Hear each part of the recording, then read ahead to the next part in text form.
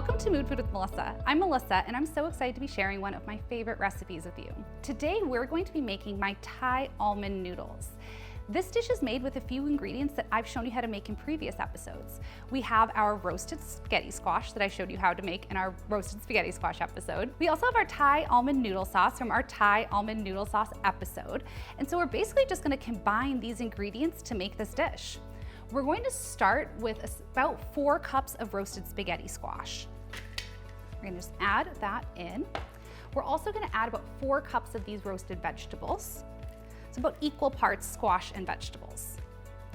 And then I'm going to just pop a glove on for this part because I really think that mixing with your hands is the way to go, but obviously it's just not practical to get your hands all saucy all the time. So we've got a glove on and we're going to add about 2 cups of the sauce, but we're going to start with a little less and see how it goes because we don't want this to get drowning in sauce, but we do want this to be a nice heavily sauced dish.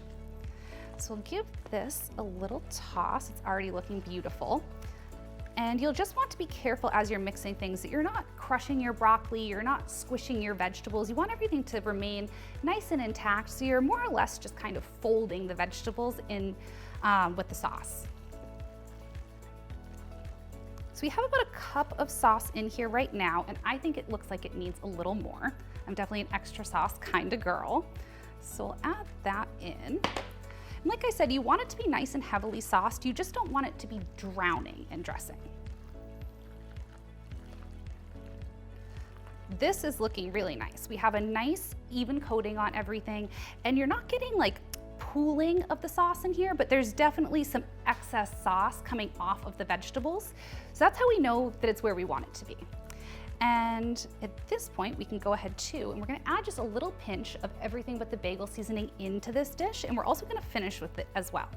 And this everything but the bagel seasoning is from my favorite company, Saltery, so it has that beautiful mineral salt worked right into the mix. So you can, of course, use whatever kind of seasoning you'd like, but this one's my favorite, and you just won't get the same results without that beautiful mineral profile in the Saltery salt. So you're just gonna do a little pinch at this stage, and then we're gonna finish it with a little more when we plate. So this looks good. Let's get ready to plate. So to plate this dish is really simple. I've reserved a little bit of my roasted vegetables off to the side so that I can put them on top because as you can see, we've got some color popping out in here, but it's a lot of beige going on. So we're gonna go ahead and just take a little portion here and land it right in the middle of our plate. And some of our vegetables are already toppling off to the sides. They've got the right idea. We're gonna take these vegetables and just kind of arrange them around our little pile here. And this just adds a really nice pop of color in this dish. It can sometimes look a little beige, and that's not the most appetizing thing. Even if you see those pops of colors mixed in the dish, I think it makes the dish look so much more appetizing when you see those beautiful, bright, vibrant colors first. So this looks beautiful. We're not doing anything fussy with the plating. We're just getting it arranged nicely so you can see those beautiful colors. And then we're gonna finish it with a little bit more of this everything but the bagel seasoning. This gives a really nice crunch to this dish. As I mentioned, we have different variations of textures. So you have the broccoli that is cooked so it has a little bit of a crunch to it. The peppers and the onions still have a bit of firmness, as well as that spaghetti squash. So you have a good amount of like firmness, but no real crunch in this dish.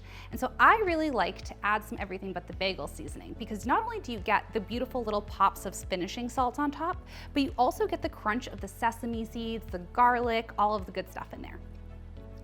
So give that a nice generous little pinch and we're good to go. So this dish can be enjoyed as just a beautiful vegetarian entree, or you can include it with different proteins. I love to serve it with my pan-fried ribeye. I think it's beautiful with shrimp and chicken. Really kind of anything goes well with this dish. I hope you enjoy making this at home, and you can find the recipe at moodfoodwithmelissa.com. Thanks for cooking with me today.